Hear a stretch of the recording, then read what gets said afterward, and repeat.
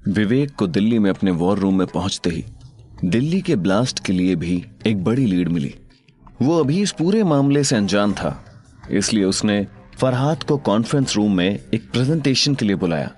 विवेक जब वहां पहुंचा तो फरहाद पहले से ही वहां अपने लैपटॉप के साथ मौजूद था। दिल्ली पर क्या अपडेट है फरहाद? सर, हमने दिल्ली में भी उन पाकिस्तानी नंबर्स को ढूंढने की कोशिश की थी, लेकिन कोई फायदा नहीं हुआ। इसलिए हमने अब सभी फोन कॉल्स को रिकॉर्ड करना शुरू कर दिया। और आपने जो कोड वर्ड्स हमें बताए थे, वैसे ही कोड वर्ड्स में कुछ लोग बात कर रहे थे। ये 3 लोग हैं जो एक ही कॉन्फ्रेंस कॉल पर थे। इन कॉलर्स की लोकेशन क्या थी? ये तीनों ही दिल्ली के अलग अलग एरियाज से हैं, लेकिन आज शाम को ये लोग मिलने वाले हैं। कहाँ? कनॉट प्लेस में। तीनों ने ही एक दूसरे को नहीं देखा था, इसलिए सब एक पब्लिक प्लेस पर मिलना चाहते थे। विवेक अब कुछ सोचने लगा। जब कुछ देर तक विवेक ने कुछ नहीं कहा तो फरहाद को लगा कि उसे अब चले जाना चाहिए। उसने प्रोजेक्टर को अपने लैपटॉप से डिस्कनेक्ट किया और कुर्सी से उठ गया। रुको, कहाँ जा रहे हो? मुझे लगा विवेक के इशारा करते ही फरहाद वापस कुर्सी पर बैठ गया। तुमने क्या बताया कि उन्होंने इस कॉल से पहले कभी आपस में बात नहीं की है? हाँ। तुम श्योर हो? हाँ, उन्होंने खुद कॉल पर बोला। ठीक है। विवेक फिर चुप हो गया। आप क्या सोच रहे हैं? एक आइडिया है, थोड़ा रिस्की हो सकता है। क्यों ना हम अपने लोगों को उनके पास भेजें? फरहाद की आंखें अचानक से बड़ी हो गई। आइडिया तो अच्छा है। 3 लोग हैं, 6 पुलिस वालों की जरूरत होगी। उन लोगों को हम उनके बात करने के तरीके पर थोड़ा ब्रीफ कर देंगे। 2 पुलिस वालों के लिए एक आदमी को पकड़ना ज्यादा आसान भी होगा। राइट।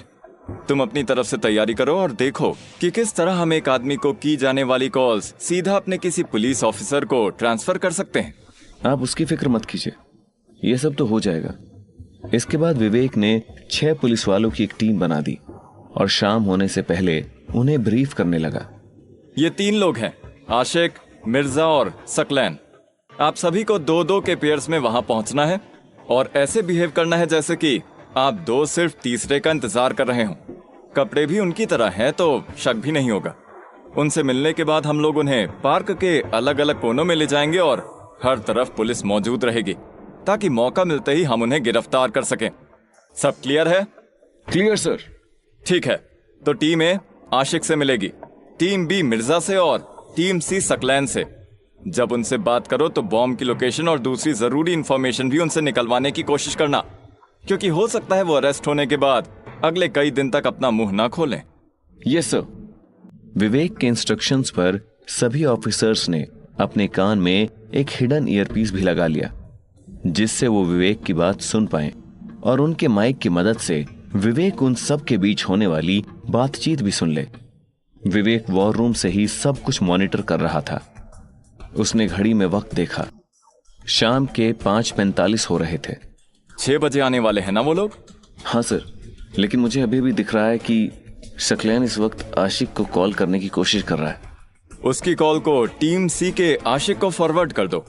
बिल्कुल। अब सकलैन का कॉल आशिक के पास ना जाकर सीधा एक पुलिस वाले के पास जा रहा था। इस कॉल को वॉर रूम में मौजूद बाकी लोग भी सुन सकते थे। आशिक मियाँ, कैसे हैं? खैरियत है। तुम मिलने तो आ रहे हो ना? हाँ, मैंने उसी सिलसिले में फोन किया था। मैं पहले ही यहाँ पहुँच गया हूँ। मुझे लगा अगर आप भी यहीं हैं तो अभी मिल लेते हैं। अचानक विवेक की आवाज उस पुलिस वाले की ईयरपीस से आने लगी। उसे बोलो कि मिर्जा भी तुम्हारे साथ है और लेफ्ट कॉर्नर में ले जाओ। अरे, तुम भी हमारी तरह ही निकले। ये मिर्जा भी यहाँ पहुँच गया है। हम दोनों साथ ही हैं। तुम कहाँ हो? मैं सामने वाले गेट के पास हूँ। मैंने सफेद कमीज पहनी हुई है। ठीक है, तुम अंदर आकर बाईं तरफ चलना शुरू करो। हम तुम्हें आखिर में दिख जाएंगे। ठीक है, आता हूँ। बहुत अच्छे, एक बकरा तो हाथ आ गया। इसके बाद इसी तरह से विवेक ने बाकी के 2 आतंकवादियों के पास भी पुलिस टीम्स को भेज दिया। विवेक के लिए ये सब मॉनिटर करना मुश्किल हो रहा था, इसलिए उसने फरहाद और एक दूसरे ऑफिसर को टीम ए और टीम बी की बातें सुनने के लिए बिठा दिया और वो खुद टीम सी की बातें सुनने लगा, जो इस वक्त सकलैन के साथ थी। उधर सकलैन इस वक्त इस ब्लास्ट की ही बातें कर रहा था। आप लोगों के साथ इस जंग में शामिल होना फक्र की बात है। इंशाअल्लाह जीत हमारी ही होगी। बेशक होगी, पर ये तो बताइए शकलेन भाई कि क्या लोकेशन फाइनल है? लोकेशन तो 1 साल से फाइनल है आशिक भाई, लेकिन अभी तक माल यहाँ पहुँचा नहीं है। मुझे पता है आप लोग उसी के लिए इंतजार कर रहे हैं। बिल्कुल बिल्कुल। ये सुनकर विवेक की दिलचस्पी बढ़ने लगी। उससे पूछो कि माल कहाँ फंसा है। आखिर इतनी देर क्यों लग रही है? अब तो आ जाना चाहिए था।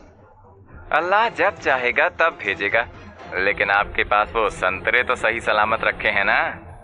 ये बात सुनकर वॉर रूम में विवेक ही नहीं बल्कि वहां खड़ा पुलिस वाला भी हैरान हो गया था। अगर आरडीएक्स आशिक के पास है तो ये सकलैन किस माल की बात कर रहा था? केमिकल्स? इससे पूछो जरा। पुलिस वाले ने विवेक का सवाल सुनकर एक प्लान बनाया और सकलैन से बात को घुमाकर पूछने की कोशिश करने लगा। वो सब तो सेफ है, लेकिन वो गुलाब जल और चाशनी काम तो करेगी ना? बिल्कुल करेगी, एक बार वो आदमी यहाँ पहुंच जाए। अब दोनों पुलिस वालों ने एक दूसरे की तरफ देखा, लेकिन दोनों को ही इस बारे में कोई ब्रीफिंग नहीं मिली थी। हाँ, आज तो मौसम भी बहुत अच्छा है, आज ही आ जाते तो अच्छा रहता। सकलैन को यह बात सुनकर हंसी आ गई। वो ठहाके मारकर हंसने लगा। सही कहते हो, लेकिन वो जब भी आएगा फोन करके ही आएगा। आखिर बम तो उसी को बनाना है। विवेक ने सुनकर फरात को अपने पास आने का इशारा किया। ये लोग किसी चौथे आदमी की भी बात कर रहे हैं। तुम्हें उसके बारे में कुछ पता है? नहीं, मुझे तो लगा था कि वो 3 ही लोग हैं। मुझे एक बार सभी से कनेक्ट करो।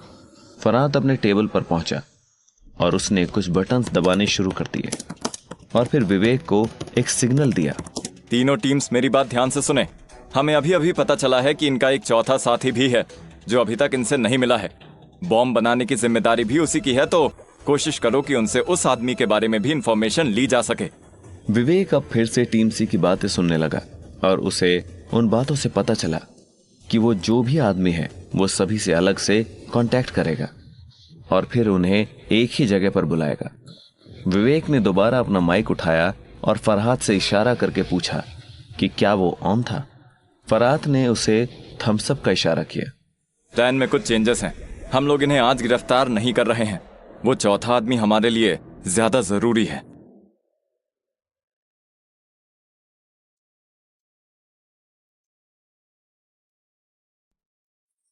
विवेक के ऑर्डर्स की वजह से पार्क में मौजूद पुलिस वालों ने उन तीनों लोगों को जाने दिया और वो वापस वॉर रूम में आ गए। विवेक अब उनके साथ एक मीटिंग कर रहा था। बहुत अच्छे। मुझे नहीं लगता कि किसी को भी ये शक हुआ कि वो पुलिस वालों से बात कर रहे हैं।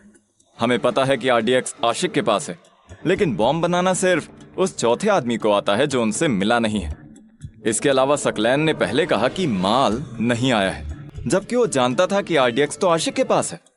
हमें नहीं पता ये कोई कोड वर्ड था या नहीं, क्योंकि अभी तक हमारे पास जो लिस्ट है उसमें इसका जिक्र नहीं है। किसी और के पास कोई नई इंफॉर्मेशन है? किसी के पास भी कोई जवाब नहीं था, इसलिए सब चुप ही रहे। ठीक है, कोई बात नहीं, लेकिन बस याद रखना कि अब तुम्हें 24 घंटे अपने अपने रोल में ही रहना होगा। उन लोगों का कभी भी कॉल आ सकता है, इसलिए हो सकता है उस वक्त तुम्हें ही फोन पर उनसे बात करनी पड़े। Yes sir. अगले दिन भी पुलिस वाले उस आदमी के फोन का इंतजार करते रहे, लेकिन कोई कॉल नहीं आया। अब विवेक का डर बढ़ने लगा था। कहीं मैंने कोई गलती तो नहीं कर दी है? मुझे उन लोगों को जाने नहीं देना चाहिए था। तभी अचानक विवेक का फोन बजने लगा। उसने देखा कि एक कॉल इंस्पेक्टर शालिनी का था। हेलो इंस्पेक्टर शालिनी, क्या हुआ? सब ठीक तो है? हाँ, जब से तुम रघुवीर को पकड़वाने के बाद यहाँ से गए हो, मैं तुम्हारे ही बारे में सोच रही थी।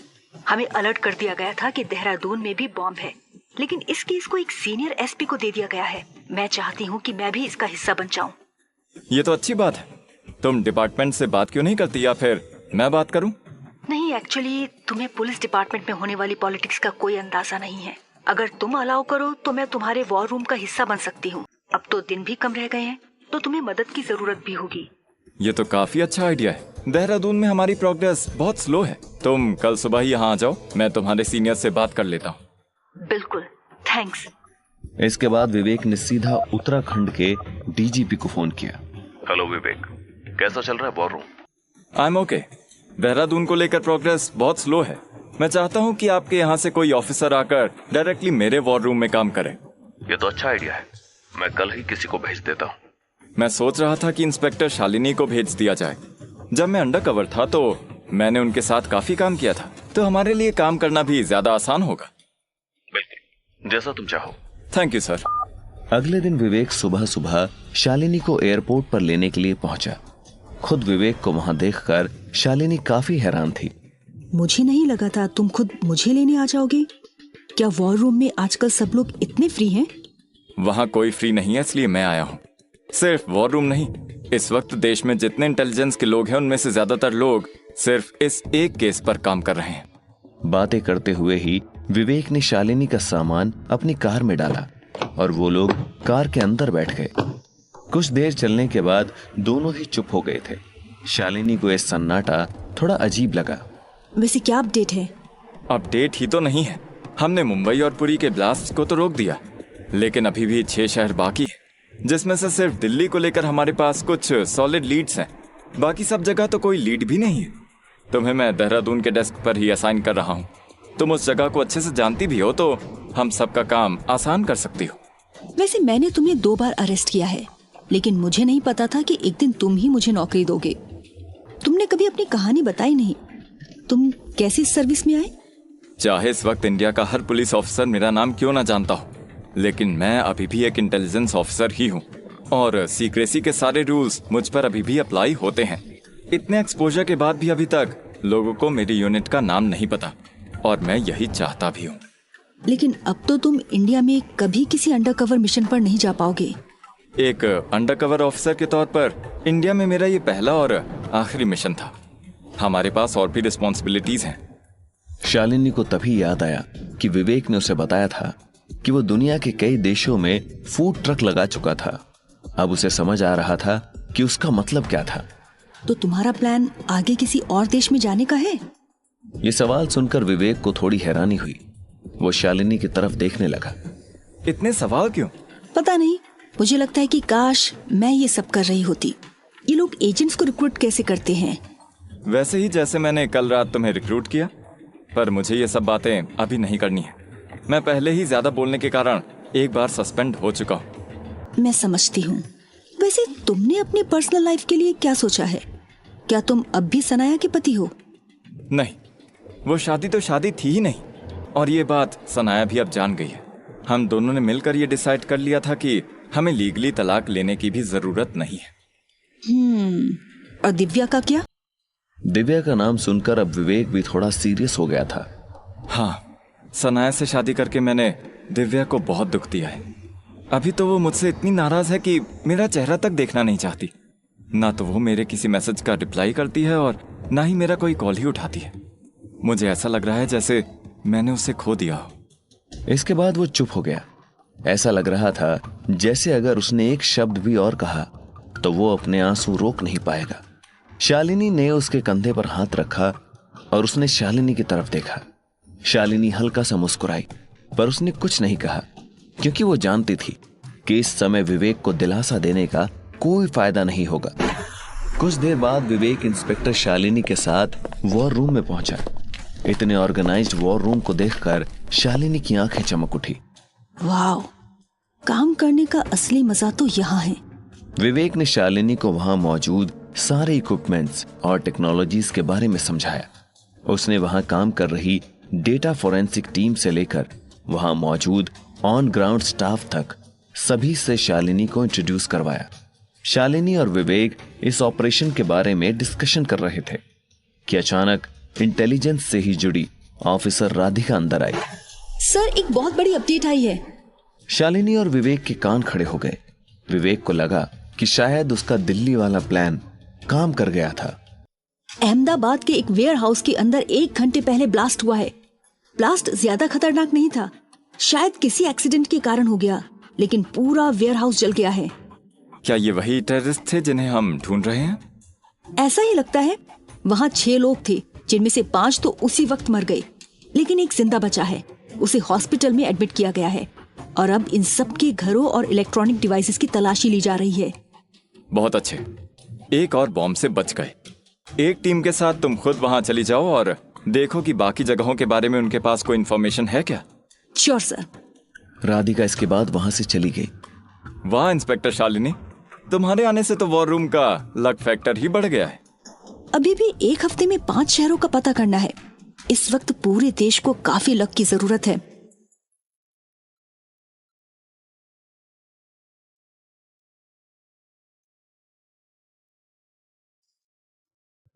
विवेक शालिनी के साथ बाहर कुछ खाने जा रहा था। दोनों चलते चलते इस ऑपरेशन के बारे में ही बात कर रहे थे। सिर्फ 7 दिन रह गए हैं शालिनी, और अब तक सिर्फ 2 शहर की सॉलिड अपडेट है हमारे पास। मैं दिल्ली में होकर भी यहाँ के टारगेट्स के बारे में कुछ पता नहीं कर पाया हूँ। ये कहते हुए उसने जैसे ही गाड़ी का दरवाजा खोला, अचानक उसे वॉर रूम से एक फोन आया और उसे मालूम चला कि सकलैन के पास एक कॉल आया था। इंस्पेक्टर शालिनी को लेकर वो भागता हुआ वॉर रूम के अंदर पहुंचा। विवेक को देखकर फरहाद तुरंत अपनी जगह से उठ गया और उसने अपना हेडफोन विवेक को दे दिया। विवेक हेडफोन पहनते पहनते चेयर पर बैठ गया और कॉल सुनने लगा। दिल्ली पहुंच गए? हाँ, अभी अभी पहुंचा हूँ। आने में इतनी देर क्यों हुई? मुझे घास भी लानी थी, उसे यहाँ तक लाना आसान नहीं था, इसलिए देर हो गई। जुमेरात में अभी 1 हफ्ता है, इंशाअल्लाह तब तक काम पूरा हो जाएगा। मिलना कहाँ है? जामा मस्जिद के ठीक पीछे एक पुरानी दुकान है, उसके ऊपर कोई बोर्ड नहीं लगा है। तुम्हें घास वहीं मिलेगी और संतरे भी उगाने हैं। और बाकियों के मैं बोल दूंगा। तुम तीनों जब वहां पहुंच जाओगे तो तुम्हें तुम्हारे सारे तोहफे भी मिल जाएंगे। विवेक ध्यान से उनकी बातें सुनता रहा। उसने सारी इंपॉर्टेंट डिटेल्स अपने डायरी में नोट कर ली। उस आदमी के बात करने के तरीके से इतना तो समझ आ गया कि वो पाकिस्तान से आया है, लेकिन ये घास क्या है? क्या यही वो माल है जिसकी बात उस दिन सकलैन कर रहा था? कॉल जैसे ही खत्म हुई, विवेक ने फरहाद की तरफ देखा। सबको अभी एक अर्जेंट मीटिंग के लिए बुलाओ। Right sir. कुछ ही देर में सारे पुलिस वाले और इंटेलिजेंस के ऑफिसर्स वॉर रूम में आ चुके थे। विवेक उन्हें आगे की स्ट्रेटजी बता रहा था। ये उसी चौथे टेररिस्ट का कॉल था जो पिछली बार नहीं आया था। कॉल से हमें उनके मिलने की जगह पता चल चुकी है। उसने कहा था जामा मस्जिद के पीछे एक पुरानी दुकान है जहां पर घास भी मौजूद है और उन्हें वहीं संतरे भी उगाने हैं। संतरा तो हम पहले भी सुन चुके हैं, जिसका मतलब है बॉम्ब या RDX। अब ये नया कोड वर्ड मिला है, घास, जिसे हमें डिकोड करना है। कहीं ये किसी दूसरी तरह का ही बॉम्ब तो नहीं? कुछ नहीं कह सकते। खैर, वो लोग कल सुबह वहां पर मिलने वाले हैं। हमें उन लोगों को पहले ही अरेस्ट करना होगा।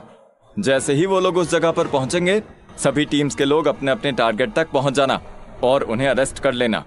इसके बाद हम उन 3 टेररिस्ट की जगह 3 पुलिस वालों को अंदर भेज सकते हैं। क्या हमें उन टेररिस्ट के साथ बात भी करनी होगी? मैं तो कहता हूँ सीधा अंदर जाकर उसे गोली मार देते हैं। नहीं, पब्लिक प्लेस पर यह सब करना रिस्की हो सकता है। साथ ही हमें वो सभी लोग जिंदा चाहिए ताकि हम ज्यादा से ज्यादा इंफॉर्मेशन निकलवा सके। फिर विवेक ने टेबल पर हाथ रखा और फरहाद की तरफ देखा। लोकल ऑफिसर्स को भी इन्फॉर्म कर देना और उन्हें कहो कि सभी अलर्ट पर रहें। कोई गलती नहीं होनी चाहिए। Got it. अगले दिन सुबह सुबह ही पुलिस ने सारी तैयारियां शुरू कर दी थी। जब विवेक वहां पहुंचा तो उसने देखा कि चारों तरफ पब्लिक थी और सड़क पर चलती धीमी रफ्तार की गाड़ियों के कारण वहां पर पैर रखने की भी जगह नहीं थी। आशिक मिर्जा और सकलैन तीनों ही वहां पहुंच गए थे, लेकिन कोई भी इतनी भीड़ में उन्हें देख नहीं पाया था। वहां आने से पहले सभी ने अपने चेहरों को भी ढका हुआ था, जिस वजह से उन्हें पहचानना और भी मुश्किल हो गया। विवेक उस दुकान से करीब 50 मीटर की दूरी पर छिपकर खड़ा था। अपने कान में लगे ईयरपीस के कारण वो सभी से कनेक्टेड था। क्या अपडेट है? वो तीनों मिल गए? नहीं सर, इतनी भीड़ में उन्हें ढूंढना तो और भी मुश्किल हो गया है। ठीक है, एक काम करते हैं।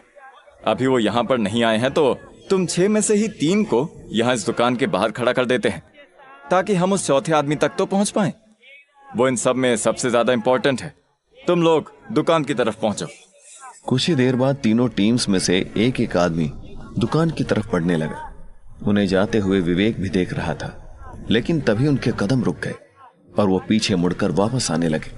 ये लोग रुक क्यों गए? विवेक ने दुकान की तरफ नजर दौड़ाई तो देखा कि वो तीनों टेररिस्ट लगभग एक साथ ही उस दुकान के सामने आ पहुंचे थे, लेकिन कोई भी एक दूसरे को पहचानता नहीं था, इसलिए सब लोग इधर उधर देख रहे थे। वो लोग अपने बाकी साथियों यानी उन पुलिस वालों का इंतजार कर रहे थे जिनसे वो पिछली बार मिले थे। अब विवेक ने उन पुलिस वालों को अपनी ओर आने का इशारा किया और फिर एक जगह पर वो सभी लोग फिर से स्ट्रेटजी डिस्कस करने लगे। सर, वो तीनों टेररिस्ट तो दुकान के बाहर ही खड़े हैं। अब हम उनके पास गए तो वो हमारा प्लान समझ जाएंगे। You are right. हम उन्हें फोन करके दुकान से दूर नहीं कर सकते। नहीं, दुकान पर उन्हें उस चौथे आदमी ने बुलाया है। अगर उन्हें हमारे प्लान की भनक भी लगी तो वो लोग पूरी तरह अंडरग्राउंड हो जाएंगे। अब प्लान ये है कि सभी उनको ऑब्जर्व करते हैं। जैसे ही दुकान के पास कोई चौथा आदमी आएगा, हम सब लोग एक साथ उन्हें अरेस्ट करने के लिए आगे बढ़ेंगे। बस ध्यान रहे, ये एक पब्लिक प्लेस है तो किसी भी तरह का शोर शराबा नहीं होना चाहिए। वहीं दूसरी तरफ वो तीनों टेररिस्ट भी दुकान के आगे खड़े खड़े परेशान हो रहे थे। वक्त तो हो चुका है, पर अब तक ये लोग आए क्यों नहीं? वहीं उसने नोटिस किया कि आशिक और मिर्जा भी बार बार उसकी तरफ शक की नजरों से देख रहे थे, लेकिन वो नहीं जानता था कि वो उसी के साथ ही थे। ये दो लोग कौन हैं जो इतनी देर से इसी दुकान के आगे खड़े हैं? कहीं ये पुलिस के आदमी तो नहीं है? वहां मौजूद बाकी दोनों के मन में भी यही सवाल चल रहे थे। वो लोग बार बार अलग अलग गलियों की तरफ झांक रहे थे कि कहीं तो उन्हें अपना कोई साथी या फिर वो चौथा टेररिस्ट नजर आएगा, लेकिन उन्हें कोई नजर नहीं आ रहा था। इस भीड़ में कहीं वो खो तो नहीं गए। तभी उन सभी को एक साथ एक आवाज आई। ये शटर खोले जाने की आवाज। तीनों ही पीछे की तरफ मुड़ गए और जैसे ही तीनों ने एक साथ अंदर जाने के लिए कदम बढ़ाया, वो एक दूसरे की तरफ देखने लगे। तुम लोग कौन हो? जिस आदमी ने शटर खोला था उसने भी इस कंफ्यूजन को भांप लिया। उसे भी समझ आ गया था कि कुछ गड़बड़ जरूर थी, इसलिए उसने तुरंत शटर बंद कर दिया। गो गो गो! विवेक का ऑर्डर सुनते ही बहुत सारे पुलिस वाले एक साथ अलग अलग दुकानों से बाहर आए और सभी उन तीनों की तरफ भागने लगे। वो तीनों टेररिस्ट अभी भी कंफ्यूज थे, लेकिन अपनी तरफ इतने सारे लोगों को आते देखकर वो सब अलग अलग डायरेक्शंस में भागने लगे। तंग गलियों में उन्हें पकड़ पाना बहुत मुश्किल लग रहा था। अब विवेक दौड़कर उस दुकान से बाहर आकर खड़ा हो गया। उसने जैसे ही उस दुकान का शटर उठाना चाहा, अचानक से एक गोली चली।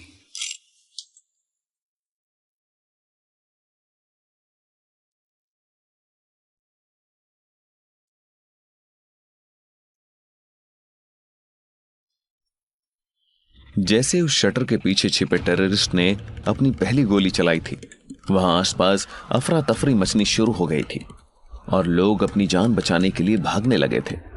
विवेक का प्लान पूरी तरह से बैकफायर कर चुका था। शिट! वो चौथा टेररिस्ट अभी भी दुकान के अंदर ही मौजूद है।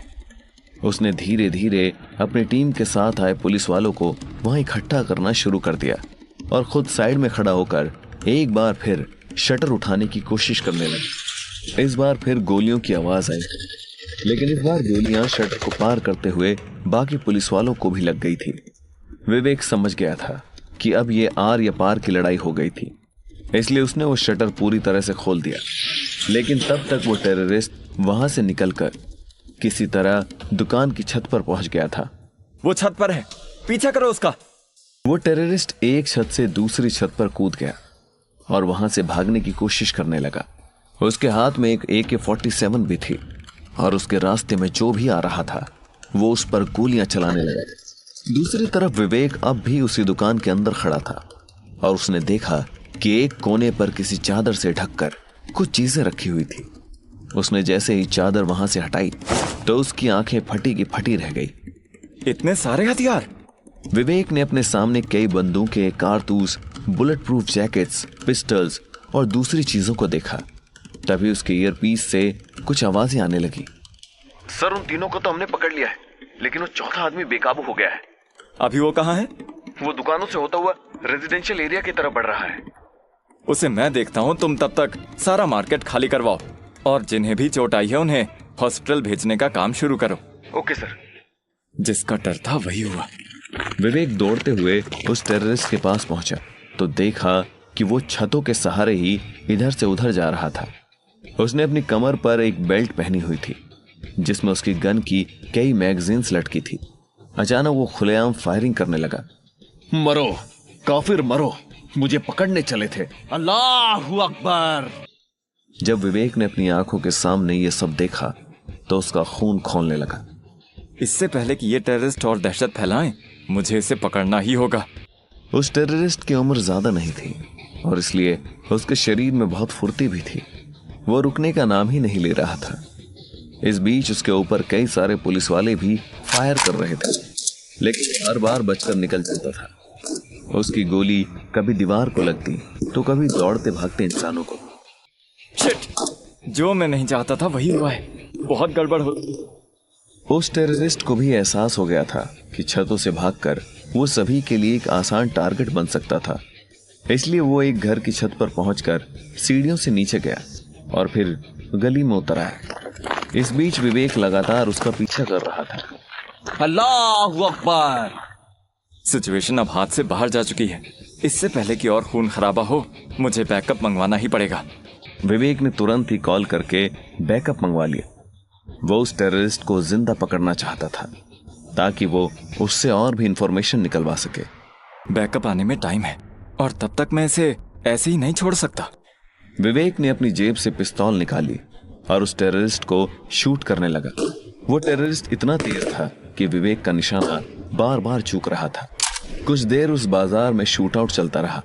वो टेररिस्ट भागते भागते अब थक चुका था और वो बार बार पीछे पलट के विवेक को देख रहा था।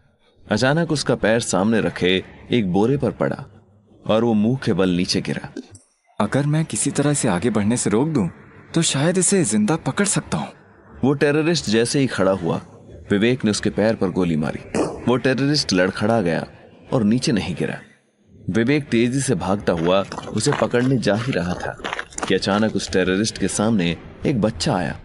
उस टेररिस्ट ने उस बच्चे को गले से पकड़ लिया और उसके सर पर बंदूक तान दी। मम्मी। मुझे चुपचाप जाने दो, नहीं तो मैं इस बच्चे को यही मार दूंगा। देखो, उस बच्चे को छोड़ दो और सरेंडर कर दो। कुछ देर में बैकअप आता ही होगा। तुम यहाँ से बच के नहीं निकल सकते।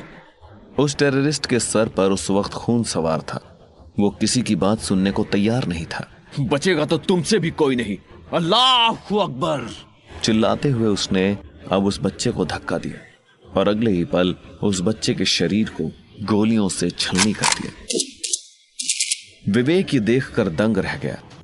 उसकी आंखें गुस्से से लाल हो गई। वो टेररिस्ट जानता था कि विवेक उसे जिंदा पकड़ना चाहता है। आंख क्या दिखा रहा है? दम है तो गोली चला। विवेक ने सीधे उस टेररिस्ट के सर पर गोली मारी और उसकी पिस्तौल में जितनी गोलियां थी उस टेररिस्ट के सीने में उतार दी। कुछ देर बाद बहुत सारी सरकारी एम्बुलेंसेस वहां पर पहुंच गई। पैरामेडिक्स के लोग वहां पड़े घायल लोगों को उठा उठाकर एम्बुलेंस में हॉस्पिटल ले जा रहे थे। लोग अपने दोस्तों और रिश्तेदारों की लाशें देखकर और कुछ लोग अपने घर वालों को घायल देखकर रो रहे थे। विवेक ने उस टेररिस्ट को मार गिराया था, पर उन मासूम लोगों की हालत देखकर वो सदमे में चला गया था। तभी उसका फोन बज उठा। विवेक, तुमने क्या कर दिया? तुम्हें पता भी है कि यह कितना इर्रेस्पॉन्सिबल ऑपरेशन था। लेकिन सर, अभी मुझे कुछ नहीं सुनना। मुझे डायरेक्टली पीएम हाउस से फोन आ रहे हैं और मैं नहीं जानता कि मैं उनसे क्या कहूंगा। तुम जल्द से जल्द वहां से निकलो और वॉर रूम पहुंचो। विवेक वहां रुककर घायल लोगों की मदद करना चाहता था, लेकिन वो सीधा वहां से चला गया। जब विवेक वॉर रूम में पहुंचा तो सभी उसी की तरफ देख रहे थे और वहां बाहर मेन हॉल में लगे टीवी पर इसी शूट आउट के वीडियोस चल रहे थे। जामा मस्जिद के पास के इलाके में कुछ देर पहले हुए शूट आउट में 12 लोग मारे गए हैं और 17 से ज्यादा लोगों के घायल होने की खबर आ रही है। वहां मौजूद लोगों ने जो वीडियोस रिकॉर्ड किए हैं उनमें एक आदमी छत पर भागता हुआ लोगों पर अंधाधुंध गोलियां चलाता हुआ दिख रहा है। इस हत्यारे का मकसद या फिर उसकी पहचान अभी तक सामने नहीं आई और दिल्ली पुलिस ने अभी इस मामले पर कुछ भी कहने से इनकार कर दिया है।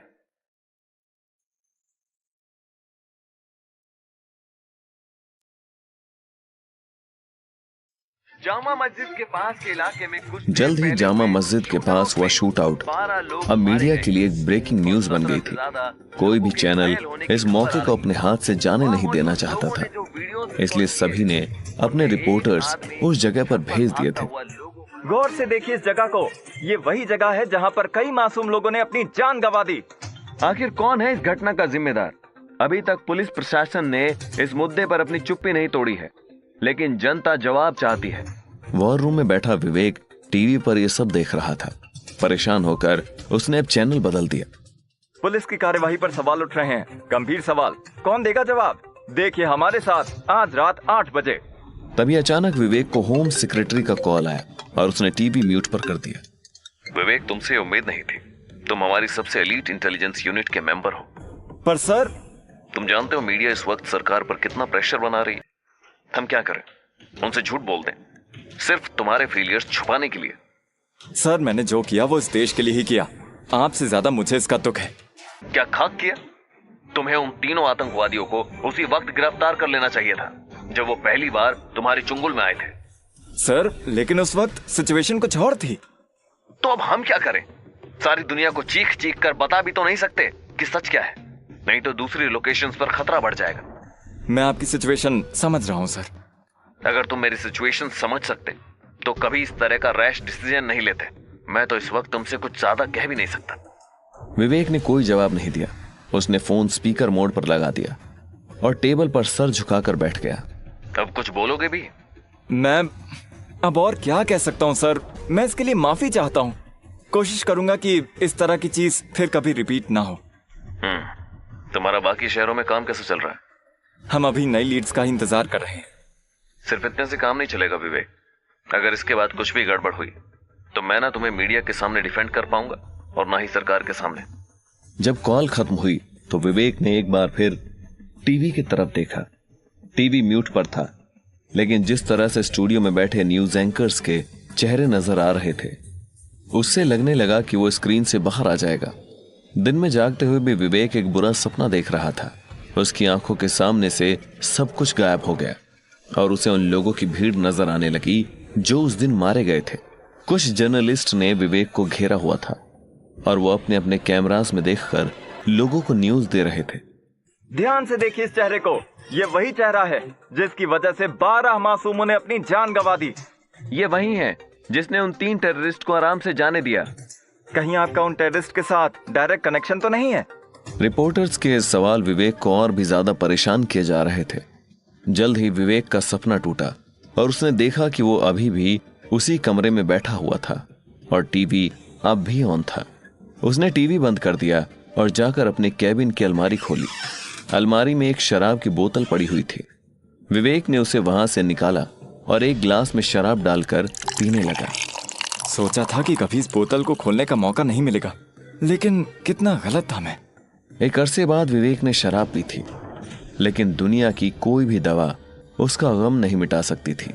विवेक के ऊपर अब एक और प्रेशर भी था कि बाकी आतंकवादी अब ज्यादा अलर्ट हो सकते थे या अपना प्लान चेंज कर सकते थे, लेकिन उसके लिए सबसे बड़ा दुख उन 12 मासूम लोगों की मौत का था। इसी वक्त शालिनी उसके कमरे से गुजर रही थी। विवेक को इस तरह अकेला देख वो वहीं रुक गई और इस बार बिना दरवाजा नॉक किए ही अंदर चली गई। विवेक ने सिर उठाकर शालिनी को देखा और फिर दोबारा गिलास से शराब पीने लगा। तुम्हें पहले तो कभी पीते हुए तो नहीं देखा। पहले कभी मेरी वजह से इतने लोगों की जान भी तो नहीं गई। शालिनी अब समझ गई कि मामला क्या था। वो अब उसके पास एक कुर्सी पर जाकर बैठ गई। तुम्हें आगे के बारे में सोचना चाहिए, ना कि पास्ट के बारे में। बड़े बड़े लोग ये सोच रहे हैं कि आगे मेरे करियर का क्या होगा, तो कम से कम मैं भी कुछ देर तो उस बारे में सोच ही सकता हूँ। यहाँ पूरे देश में ब्लास्ट होने वाले हैं और तुम अपने करियर के बारे में सोच रहे हो। यह सुनकर विवेक की आंखें अचानक से लाल हो गई। तुम्हें अंदाजा भी नहीं है मैंने इस देश के लिए क्या क्या किया है और क्या क्या कुर्बान किया है। विवेक को इस तरह देखकर शालिनी थोड़ा डर गई और थोड़ा पीछे हट गई। फिर उसने देखा कि विवेक इस वक्त बहुत दुखी था और उसके कंधे पूरी तरह से झुके हुए थे। विवेक, जो हो गया उस पर दुख जताने का अब कोई फायदा नहीं है। सब कुछ मेरी वजह से हुआ है। मैंने उन मासूम लोगों को मार डाला। नहीं विवेक, जो हुआ अब उसे भूल जाओ और पहले इस शराब को छोड़ो। कैसे छोड़ दूं? इस वक्त मैं किसी से बात करने के मूड में नहीं हूँ। अब ब्लास्ट की डेट में सिर्फ 7 दिन दूर हैं। अब ये 7 दिन तुम या तो पिछले मिशन को याद करके बिताओ या फिर देश को बचाने में हमारी मदद करके। ये फैसला तुम्हारा ही है, लेकिन तुम्हारे इस फैसले से उन लाखों करोड़ों लोगों पर भी फर्क पड़ेगा जिनकी जान तुम अभी भी बचा सकते हो। विवेक ने शालिनी की तरफ देखा। वो इस वक्त अपनी बात को लेकर काफी कॉन्फिडेंट नजर आ रही थी।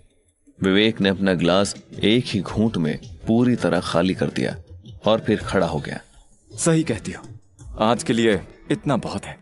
वैसे भी अंडर कवर एजेंट्स तो अपने कमबैक के लिए ही जाने जाते हैं। विवेक ने अब वो बोतल उठाकर उसे वापस अलमारी में रख दिया और अलमारी पर एक ताला लगा दिया। उसने फिर उस चाबी को सीधा डस्टबिन में फेंका और वापस अपनी कुर्सी पर आकर बैठ गया। तो क्या लग रहा है, क्या वो टेररिस्ट अब ये खबर सुनकर अपना प्लान चेंज करेंगे? मुझे नहीं लगता। अगर कोई एक टीम दूसरी टीम से कनेक्टेड नहीं है तो कोई भी नहीं जानता होगा कि जो आदमी जामा मस्जिद में मारा गया है वो एक पाकिस्तानी टेररिस्ट था और वो बॉम्ब प्लांट करने ही आया था। विवेक अब कुछ सोचने लगा। लेकिन पाकिस्तान में बैठे उनके हैंडलर्स का क्या?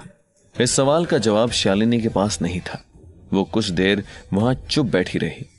मुझे लगता है कि अब हमें कुछ भी किस्मत पर नहीं छोड़ना चाहिए। जल्द से जल्द हमें सब बॉम्ब्स का पता लगाना ही होगा।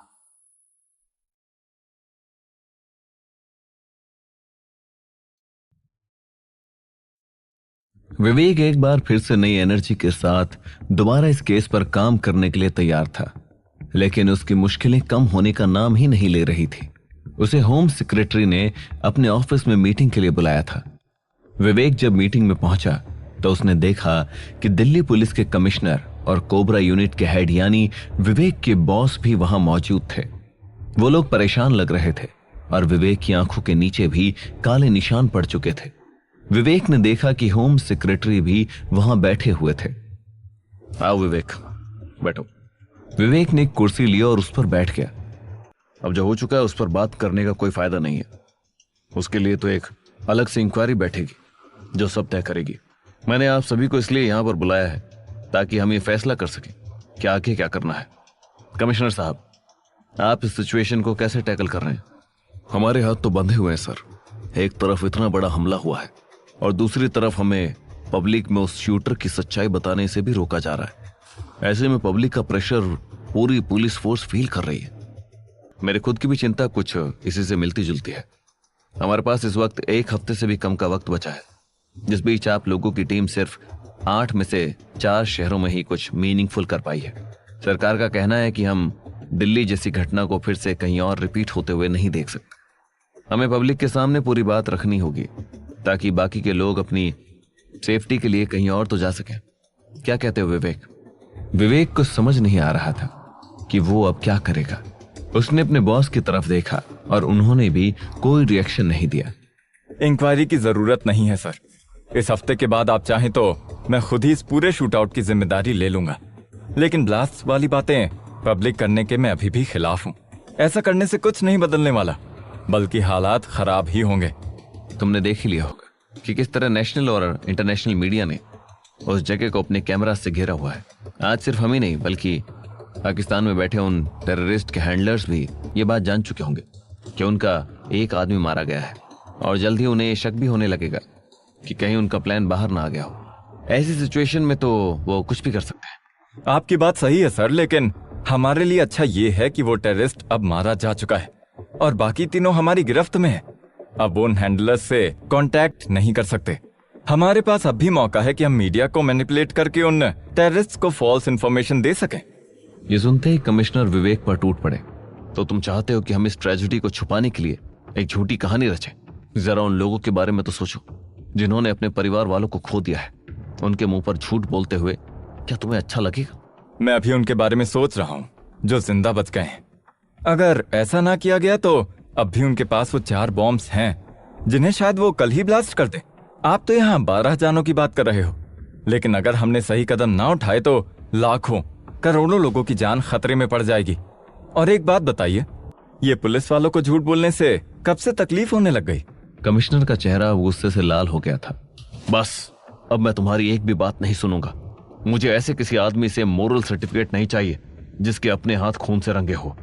अब विवेक भी अचानक मीटिंग में खड़ा हो गया। अब आप हद पार कर रहे हैं। कमिश्नर और विवेक अब अपनी आंखों में आग लेकर एक दूसरे को घूरे जा रहे थे। बात को बिगड़ते हुए देखकर विवेक के बॉस खड़े होकर दोनों के बीच में आ गए। जेंटलमैन, हम यहाँ लड़ने नहीं आए हैं, हम यहाँ सॉल्यूशंस ढूंढ रहे हैं। पहले उस पर फोकस करते हैं। कमिश्नर शांत होकर वापस अपनी कुर्सी पर बैठ गए। विवेक भी शांत होकर बैठ गया था और साथ ही उसके बॉस भी वापस अपनी कुर्सी पर चले गए। रूम के शांत होते ही होम सेक्रेटरी ने विवेक के बॉस की ओर देखा। मुझे भी कुछ देर में निकलना है, तो आप ही बताइए कि क्या करना चाहिए। देखिए, पब्लिक को जानने का हक है, लेकिन अभी के लिए मुझे लगता है कि हमें ब्लास्ट वाली बात और उन शूटर्स की आइडेंटिटी दोनों को ही राज रखना चाहिए। एक प्रेस कॉन्फ्रेंस तो करनी ही होगी और उसमें झूठ भी बोलना ही पड़ेगा। ना चाहते हुए भी दिल्ली पुलिस कमिश्नर को एक प्रेस कॉन्फ्रेंस बुलानी पड़ी। उनके चारों तरफ रिपोर्टर्स का जमावड़ा लगा हुआ था। हर कोई उनसे सवाल करना चाहता था, लेकिन पहले उनकी अपनी खुद की प्रेस ब्रीफिंग की बारी थी। वो अपने सामने रखे एक पेपर में लिखा हुआ बयान पढ़ने लगे। बीते दिन जो घटना हुई उसने सभी के दिल को दुखी किया है, और जो लोग इस घटना में अपनी जान गंवा चुके हैं या घायल हैं, उनके परिवारों के लिए मेरा बस यही कहना है कि हिम्मत से काम लीजिए। दिल्ली पुलिस और पूरा देश आपके साथ है। अगर घटना की बात करें तो शुरुआती जांच में हमने देखा कि वो शूटर कोई आम शूटर नहीं था, बल्कि हथियारों का तस्कर था, जो पुरानी दिल्ली की एक दुकान में बैठकर ये हथियार बेचने का काम कर रहा था। उस दिन वहां मौजूद सूत्रों से हमें पता चला है कि किसी ने अचानक जब उसकी दुकान का शटर खोल दिया तो वो हड़बड़ा गया और खुद को खतरे में पाते हुए उसने सभी के ऊपर गोलियां चलानी शुरू कर दी। कमिश्नर ने एक पल के लिए ब्रेक लिया और रिपोर्टर्स अपने सवालों की बौछार करने लगे। कमिश्नर ने उन्हें रुकने का इशारा किया और अपना बयान आगे पढ़ने लगे। जामा मस्जिद के करीब जहां पर यह सब हुआ, वहां अक्सर ही भीड़ लगी रहती है, जिस वजह से उसकी गोलियों के निशाने पर इतने सारे लोग आ गए। कुछ पुलिस वाले भी उस वक्त बाजार में मौजूद थे, जिन्होंने गोलियों की आवाज सुनकर तुरंत जवाबी कार्रवाई की और बाद में उसे मार भी गिराया। शूटर कौन था और कहां का रहने वाला था, इसकी पहचान तो अभी नहीं हो पाई है, लेकिन हमने उसके सभी हथियार जब्त कर लिए हैं और उसके बारे में हमारी जांच अभी चल रही है। धन्यवाद। कमिश्नर की स्पीच खत्म होते ही एक के बाद एक रिपोर्टर्स ने उन पर सवाल दागने शुरू कर दिए। इस प्रेस कॉन्फ्रेंस को वॉर रूम में मौजूद लोग भी सुन रहे थे और सभी के चेहरों पर एक सुकून महसूस किया जा सकता था। दूसरी तरफ बॉर्डर पार पाकिस्तान में भी असलम के टीवी पर यह प्रेस कॉन्फ्रेंस लाइव चल रही थी। असलम के एक आदमी ने उसे गहरी सोच में डूबा हुआ देखा। तो अब आगे क्या करना है असलम भाई? आगे क्या करना है, जैसा चल रहा है चलने दो। जंग में कुछ शहादतें तो देनी ही पड़ती है। लेकिन अगर उन्हें हमारे प्लान का पता चल गया तो? जो लोग एक दिन में ये तक नहीं पता कर पाए कि वो शूटर कौन था, उन्हें अगर एक हफ्ता पहले हमारे प्लान का पता चल भी जाएगा तो क्या होगा? पर भाई, इससे पहले कि वो अपनी बात पूरी करता, असलम ने उसे बीच में ही रुकने का इशारा कर दिया। इस बारे में अब मैं और कुछ नहीं सुनना चाहता। सालों की प्लानिंग और बहुत सारी फंडिंग इकट्ठा करने के बाद हमने पूरा ऑपरेशन प्लान किया है। अब इसका कामयाब होना भी खुदा पर छोड़ दो।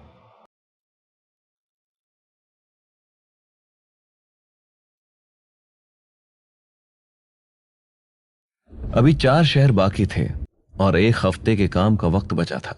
हर शहर के लिए अलग डेडिकेटेड टीम बना दी गई थी और इन सभी टीम्स को अभी भी विवेक ही सुपरवाइज कर रहा था। मुझे इस आखिरी मौके का पूरा फायदा उठाना होगा। वॉर रूम में अचानक एक सिस्टम से कुछ आवाजें आने लगी। ये देखकर विवेक की टीम सतर्क हो गई। उनमें से एक ने विवेक की तरफ देखा। सर, स्क्रीन पर लाइट ब्लिंक हो रही है, शायद हमें एक और लीड मिल गई है। विवेक भागता हुआ उसके पास आया। जल्दी देखो क्या है। टीम के सारे लोग अपने अपने कंप्यूटर पर तुरंत कुछ चेक करने लगे। उनके सिस्टम में एक सीक्रेट मैसेज आया हुआ था। बीएसएफ की इंटेलिजेंस यूनिट ने कुछ भेजा है। क्या भेजा है? एक ऑडियो फाइल है, कोई कॉल रिकॉर्डिंग है, लेकिन वो लोग बांग्ला में बात कर रहे हैं। ट्रांसलेटर को बुलाओ, देखते हैं क्या है। हो सकता है कि कोई लीड मिल जाए। जल्द ही ऑफिस में एक बंगाली अफसर अरबिंदो को बुला लिया गया था, जो अब हेडफोन्स लगाकर सारी कॉल रिकॉर्डिंग सुन रहा था। विवेक ये सब ध्यान से देख रहा था। क्या बात कर रहे हैं ये लोग? बात तो कोई सामान इधर से उधर करने की कर रहे हैं, दरिया पार करवाने को कह रहे हैं। दरिया पार? बांग्लादेश या म्यांमार से स्मगलिंग, वहां से बोट के रास्ते भी लोग इधर उधर सामान लेकर जाते हैं। विवेक का एक टीम मेंबर ये सब ध्यान से सुन रहा था। सर, मुझे लगता है कि ये कोई छोटा मोटा स्मगलिंग का मामला है। हमारे केस से इसका कोई लेना देना नहीं। हो सकता है कि इस रिकॉर्डिंग से कुछ निकल जाए। जिन शहरों में ब्लास्ट होने वाला है उनमें कोलकाता भी एक है ना? लेकिन सर, उन्हें किसी स्मगलिंग की क्या जरूरत है? आरडीएक्स तो मुंबई से वहां जा चुका है। विवेक अब वहीं खड़ा खड़ा कुछ सोचने लगा। जावेद कोलकाता भी नहीं गया था ना? लेकिन ब्लास्ट तो कोलकाता में भी होगा। तो फिर वहां की फंडिंग कहां से आएगी? आप कहना क्या चाहते हैं सर? यही कि मैं इस बात से पूरी तरह कन्विंस्ड नहीं हूं कि वो इतने बड़े अटैक के लिए सिर्फ एक ही तरह की प्लानिंग करेंगे। हो सकता है कि जो एक्सप्लोजिव्स मुंबई पहुंचे थे उन्हें कभी कोलकाता भेजा ही ना गया हो, वहां पर एक पूरा ही अलग सेटअप हो। लेकिन वो सिर्फ एक शहर के लिए ही ऐसा क्यों करेंगे? तभी अरबिंदो अपनी सीट से उठकर विवेक के पास आया। आपकी बात में दम है। बाकी शहरों के मुकाबले कोलकाता बिल्कुल ईस्ट में है और बांग्लादेश के साथ जो बॉर्डर है वहां ज्यादा फेंसिंग भी नहीं है। मुंबई से कोलकाता तक आरडीएक्स पहुंचाना मुश्किल है, लेकिन बांग्लादेश से कोलकाता ले जाना आसान। आपको ऐसा क्यों लगता है? अरे भाई, रास्ते में इतने चेक पॉइंट्स होते हैं। सभी स्टेट बॉर्डर्स की चेकिंग भी बहुत स्ट्रिक्ट है। बांग्लादेश से सामान लाने के लिए सिर्फ एक बार बीएसएफ को चकमा देना है और उसके बाद कोई फिक्र नहीं। इसी कॉल ने पूरे वॉर रूम को अब 2 हिस्सों में बांट दिया था। एक ग्रुप विवेक और अरबिंदो की बात को सही कह रहा था, तो बाकी लोग इस कॉल को इग्नोर करके आगे बढ़ना चाहते थे। विवेक सर की थ्योरी में बहुत पोटेंशियल है, हमें इसे इग्नोर नहीं करना चाहिए। हमें बाकी शहरों पर भी ध्यान देना होगा। अगर ये थ्योरी सही भी है तो ये बताओ कि बाकी शहरों के मुकाबले सिर्फ कोलकाता में ही वो इतनी देर क्या कर रहे थे? अगर गलती से भी वो आरडीएक्स पकड़ा जाता तो पूरे प्लान का पर्दाफाश हो जाता। शायद इसी रिस्क को कम करने के लिए सब टुकड़ों में भेज रहे हैं। सब शांत हो जाओ, हमें दोनों पॉसिबिलिटीज पर ध्यान देना होगा। विवेक की आवाज में एक अथॉरिटी की टोन थी, जिस वजह से सब लोग अपने अपने आर्ग्यूमेंट्स भूलकर उसकी तरफ देखने लगे। देखो, मुझे पता है कि वक्त ज्यादा नहीं है, लेकिन हम इस तरह की लीड्स को भी इग्नोर नहीं कर सकते। मैं बीएसएफ से बात कर लेता हूँ। वो लोग अगर हमें कुछ असिस्टेंस दे देंगे तो हम एक छोटी टीम को भी वहां भेज सकते हैं। ठीक है। विवेक अब कमरे से बाहर चला गया और वॉर रूम में मौजूद वो लोग भी अपने अपने काम पर लग गए। विवेक ने अपने कैबिन में आकर एक फोन मिलाया। हेलो, मैं विवेक बोल रहा हूँ, वॉर रूम से। क्या मेरी किसी सीनियर ऑफिसर से बात हो सकती है? विवेक ने कुछ सेकंड्स इंतजार किया और फिर दूसरी तरफ से एक आदमी फोन पर आया। जी, मैं कर्नल वशिष्ठ बोल रहा हूँ। मैंने ही वो रिकॉर्डिंग आपको भेजी थी। मैं पूछना चाह रहा था कि ये रिकॉर्डिंग आपके पास आई कैसे? बांग्लादेश बॉर्डर के पास एक जगह है जहाँ बंगाल और असम दोनों ही स्टेट्स के बॉर्डर्स बांग्लादेश को टच करते हैं। इसके अलावा यहाँ पर कई सारी छोटी नदियाँ भी हैं जो इसे स्मगलर्स के लिए एक हॉटस्पॉट बना देती है। हम रूटीन चेकिंग में अक्सर इस तरह की कॉल्स को इंटरसेप्ट करते हैं, लेकिन दिल्ली की शूटआउट के बाद जब हमें टेरर प्लॉट के बारे में पता चला तो हमने सीधा आपको इन्फॉर्म कर दिया। आपको अपनी इंफॉर्मेशन पर भरोसा है? बात भरोसे की नहीं है, बल्कि इस कॉल रिकॉर्डिंग का मौजूद होना ही एक बड़ी मिस्ट्री है। यहाँ पर जितने स्मगलर्स हैं वो सब गरीब लोग हैं जो दूसरी तरफ से एक साथ सस्ता सामान लेकर आते हैं और फिर उन्हें मार्केट में बेचते हैं। लेकिन इस बार फोन पर जो बात हुई है उससे लगता है कि कोई खास चीज इस तरफ आने वाली है और वो भी किसी के कहने पर मंगवाई जा रही है। वैसे ये कॉल जिसे आया था उसके बारे में कुछ इन्फॉर्मेशन मिली? नहीं, ये आखिरी कॉल थी जिसमें उन्होंने सब फाइनल किया था और इसके बाद से ये सिम कार्ड स्विच ऑफ है। जब इसके ऑनर का पता किया तो सामने आया कि उसकी तो 2 साल पहले ही मौत हो चुकी है। और जिससे ये बात कर रहा था वो बांग्लादेशी नंबर है। उसके बारे में बिना एक ऑफिशियल कंप्लेंट फाइल किए कुछ भी जानना मुश्किल है। विवेक अब कुछ सोचने लग गया तो दोनों ही तरफ शांति हो गई। क्या हुआ? हेलो, मैं सुन रहा हूँ कर्नल, आपकी इन्फॉर्मेशन में दम है। हम जल्द ही वहां होंगे, लेकिन हम एक छोटी टीम के साथ वहां पहुंच रहे हैं तो हमारे पास मैन पावर की थोड़ी कमी होगी। उसकी फिक्र मत कीजिए, हम लोग यहाँ पर हैं। विवेक कुछ देर तक फोन पर बात करने के बाद वापस कमरे में आया तो सब एक बार फिर उसकी तरफ देखने लगे। हमें परमिशन मिल गई है। अरबिंदो, तुम्हें उस इलाके का पता है, इसलिए तुम भी मेरे साथ चलोगे। Yes sir. इसके साथ वहां पर हमारे पास लोकल पुलिस का भी साथ रहेगा। बाकी लोग दूसरे शहरों पर फोकस बनाए रखो और जैसे ही कोई डेवलपमेंट हो तो मुझे भी इन्फॉर्म करना। हम कितने देर में निकल रहे हैं? आधे घंटे में। इतनी जल्दी प्लेन की टिकट्स हो गई? फ्लाइट का इंतजार करने का वक्त नहीं था, मैंने हेलीकॉप्टर बुलवाया है। हेलीकॉप्टर के ख्याल से अरबिंदो की भी आंखें चमक उठी थी। वो काफी खुश था। करीब 20 मिनट बाद वो दोनों एक ग्राउंड में पहुंचे जहां एक हेलीपैड बनाया गया था। वहां एक हेलीकॉप्टर विवेक और अरबिंदो का इंतजार कर रहे थे। दोनों ही उस हेलीकॉप्टर में बैठकर कोलकाता में बीएसएफ के रीजनल हेडक्वार्टर्स के लिए रवाना हो गए।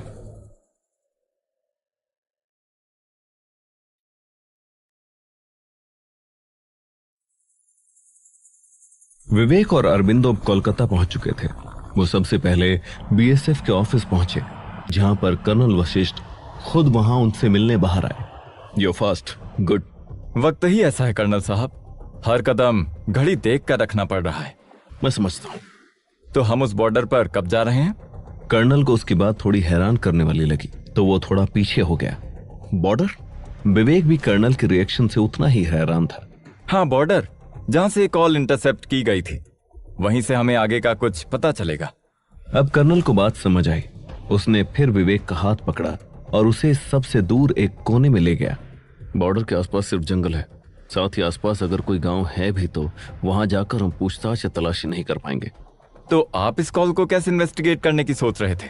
हमारे पास हेडक्वार्टर्स में कुछ सर्विलियंस टूल्स और काफी टैलेंटेड इंजीनियर्स हैं, वो आगे कुछ इन्फॉर्मेशन निकालने में लगे हुए हैं। नहीं, ये काम तो आप लोग कीजिए, लेकिन मेरे पास इतना वक्त नहीं है। आप मुझे उस लोकेशन पर भेज दीजिए, फिर आगे मैं अपने आप देख लूंगा। कर्नल वशिष्ठ समझ गए थे कि विवेक बॉर्डर तक जाकर ही मानेगा। ठीक है, अगर आप यही चाहते हैं तो हम अपने हेलीकॉप्टर के साथ आपको वहां भेज सकते हैं, लेकिन आपको थोड़ा इंतजार करना होगा। आप अपने साथ अरबिंदो को भी ले जाइए और आपके पास जो भी इंफॉर्मेशन हो वो उसे दे दीजिए। इसके बाद कर्नल और अरबिंदो उस बिल्डिंग के अंदर चले गए। विवेक ने आसपास देखा तो उसे बाहर एक चाय वाले की दुकान दिखाई दी। वो उस दुकान पर जाकर एक बेंच पर बैठ गया। सिगरेट है दादा? हाँ है ना। विवेक ने अपने आप ही उसके काउंटर से एक सिगरेट निकालकर जला ली। एक चाय भी बना दो। बिल्कुल साहब, आप इधर क्या नए आए हैं क्या? विवेक ने देखा कि वो चाय वाला उसी हेडक्वार्टर्स बिल्डिंग की तरफ इशारा कर रहा था। हाँ, अभी सुबह ही पहुंचे हैं। विवेक की बात सुनकर वो चाय वाला खुश हो गया। विवेक को समझ नहीं आया कि क्यों वो ऐसे बिहेव कर रहा था। जहां विवेक की सिगरेट खत्म हुई, वहीं चाय भी अब उबलने लगी थी। साहब, चीनी कौन सी लेंगे, हिंदुस्तानी या बांग्लादेशी? उस चाय वाले की बात सुनकर अचानक से विवेक को हंसी आ गई। क्यों, क्या फर्क है? कहीं इंपोर्टेड चीनी कहकर चाय के 10 की जगह 100 रुपए तो नहीं ले लोगे ना? आप अभी नए आए हैं साहब, वरना हमें तो यही चीनी सस्ती पड़ती है, कोई टैक्स नहीं देना पड़ता ना। विवेक उसकी बातों में छुपे मतलब को समझने की कोशिश करने लगा। चीनी भी स्मगल होती है? सब कुछ स्मगल होता है। आप बताओ, आपको क्या चाहिए? विवेक अब एक बार फिर हंसने लगा। क्यों, यहाँ कोई स्मगलर मार्केट आसपास ही है क्या? मैं खुद ही मार्केट हूँ साहब, मेरा भी तो यही काम है। 9 महीने दरिया पार करना, और जब 3 महीने पानी बढ़ जाता है तो यहाँ आकर चाय की दुकान लगा लेता हूँ। तुम भी? फिर तुम लगते तो नहीं हो। साहब, दिखने से क्या होता है, किसी की शक्ल पर थोड़ी लिखा होता है। विवेक की आंखें हैरानी से बड़ी हो गई। उसे यकीन नहीं हो रहा था कि कोलकाता पहुंचते ही उसे एक स्मगलर मिल गया था। तो तुमने आज तक क्या क्या स्मगल किया है? जो मिल जाए, चीनी, दाल, सोना और चांदी भी। सोने की स्मगलिंग? तुम तो बहुत अमीर पार्टी हो। ऐसा नहीं है साहब, हर चीज अपने लिए नहीं लाई जाती। बहुत से लोग, दूसरे लोग भी स्मगलर्स के नेटवर्क का फायदा उठाते हैं और अपने लिए इस तरह की चीजें मंगवाते हैं। तुम अभी कोई बॉम्ब बनाने का सामान या हथियार यहाँ लाए हो? विवेक का सवाल सुनकर चाय वाले का चेहरा गंभीर हो गया। नहीं, कैसी बात कर रहे हैं साहब, बीएसएफ से डर के रहते हैं हम लोग। कभी कुछ लोकल सपोर्ट मिल जाता है तो थोड़ा हिस्सा उनको दे देते हैं और रिस्क उठाते हुए आते हैं। कैसा लोकल सपोर्ट? पूरा नेटवर्क है साहब, लेकिन मांगने वाले और खरीदने वाले को दोनों को ही मार्केट रेट पता होता है। यही हमारा टोल टैक्स है। क्या इसी तरह तुम लोग यहाँ से भी कुछ चीजें बांग्लादेश लेकर जाते हो? हाँ, जाते तो हैं, लेकिन वहां पहुंचकर बाजार में बेचने का वक्त नहीं होता, इसलिए किसी दूसरे दुकानदार को थोक के भाव पे सब बेचना पड़ता है। इसलिए बहुत से बोट वाले सामान की जगह लोगों को इधर से उधर करते हैं, उसमें कम झंझट है। तुम्हें तो स्मगलिंग के बारे में काफी कुछ पता है, लेकिन अभी तो बरसात भी नहीं हो रही, कहीं पानी भी नहीं भरा होगा, फिर तुम यहाँ क्या कर रहे हो? अब वो चाय वाला सब कुछ छोड़कर विवेक के सामने आ गया और उसने विवेक के सामने अपने हाथ जोड़ लिए। यही तो परेशानी है साहब, मेरी बोट यहाँ से गैंग वालों ने रख ली है। पहले भी जब पकड़ी जाती थी तो थोड़ा बहुत माल इधर उधर करके बोट वापस मिल जाती थी, लेकिन इस बार पता नहीं दे ही नहीं रहे। विवेक को अब सब कुछ समझ आने लगा था। वो चाय वाला इसीलिए विवेक से अच्छे से बात कर रहा था, क्योंकि उसे लग रहा था कि विवेक बड़ा आदमी है और उसे उसकी बोट वापस दिलवा सकता है। अच्छा, तो तुम्हें बोट वापस चाहिए? जी साहब। तो इसमें हमारा क्या फायदा होगा? आप फिक्र मत करिए, बोट वापस मिलने के बाद मैं पहले 10 ट्रिप्स में से आपको आधा हिस्सा पहुंचाता रहूंगा। नहीं नहीं, मुझे ये सब नहीं चाहिए। तो फिर क्या चाहिए? तुम यहाँ असम बॉर्डर पर किसी स्मगलर को जानते हो? जी, बहुत लोगों को। तो मेरे लिए ये पता करके बताओ कि वहाँ कोई संतरों से भरी बोट पहुंच रही है क्या? संतरे? बांग्लादेशी संतरे तो अच्छे नहीं होते। चाय वाले ने एक नकली हंसी हंसते हुए विवेक की तरफ देखा, लेकिन विवेक उसे घूरे जा रहा था। जितना कह रहा हूँ उतना क्यों नहीं करके देते तुम? अब उस चाय वाले के चेहरे से हंसी गायब हो चुकी थी। उसने जल्दी से अपना फोन निकाला और कुछ नंबर्स डायल करने लगा। अचानक कॉल कनेक्ट हो गया और चाय वाले ने फोन स्पीकर मोड पर डाल दिया। हेलो दादा, आजकल कहाँ हो? वहीं दरिया के आसपास ही।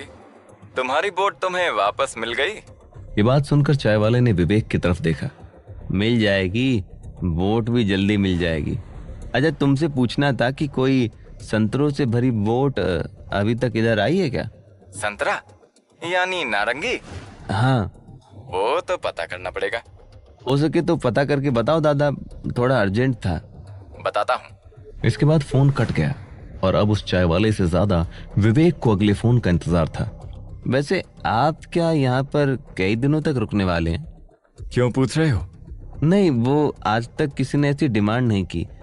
मुझे तो नहीं लगता कि दादा को एक भी बोट ऐसे मिलेगी जो बांग्लादेश से फल स्मगल कर रही होगी।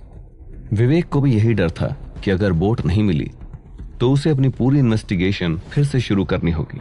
उसकी नजर अब काउंटर पर पड़े उस चाय वाले के फोन पर ही थी और इस टेंशन के बीच में उसने एक और सिगरेट जला ली।